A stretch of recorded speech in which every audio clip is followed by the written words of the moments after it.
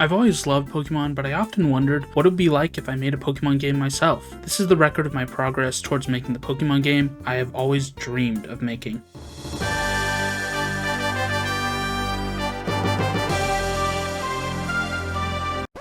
There's one small problem though. Really not a big deal at all.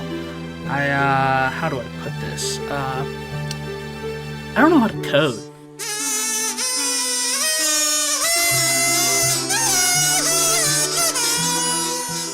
This actually isn't as big of an issue as I first thought. With the help of AI like ChatGPT and my Lord and Savior game dev experiments, I've been able to make steady progress over the past week. The first thing I did was put off coding and design pixel art of the main character. Look how he runs around, isn't he cute? Anyway, I love the medieval setting and designed the main character with that in mind. I already have a story cooking in the back, but I'll talk about that in a future devlog. After procrastinating, I started actually making the game.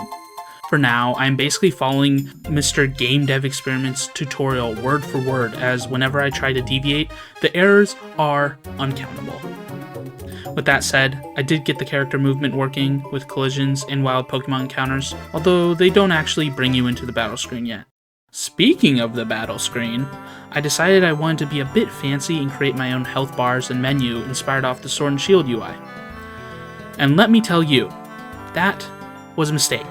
If I had just made a bland UI like the tutorial instructed, I would probably be halfway through making my first route at this point. But no, I had to descend into UI goddamn hell without even knowing how to code. Real smart, looking back on it.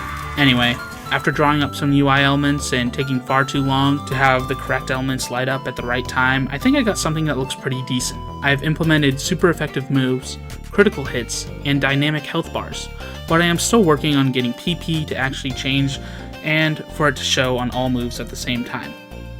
I'm pretty proud of my progress, seeing as I hardly even know the basics of coding, and plan to make a devlog every weekend in regards to the progress I made over the week. Next time I plan to have more of the menu buttons work other than just fight, as well as other features like statuses, stat drops.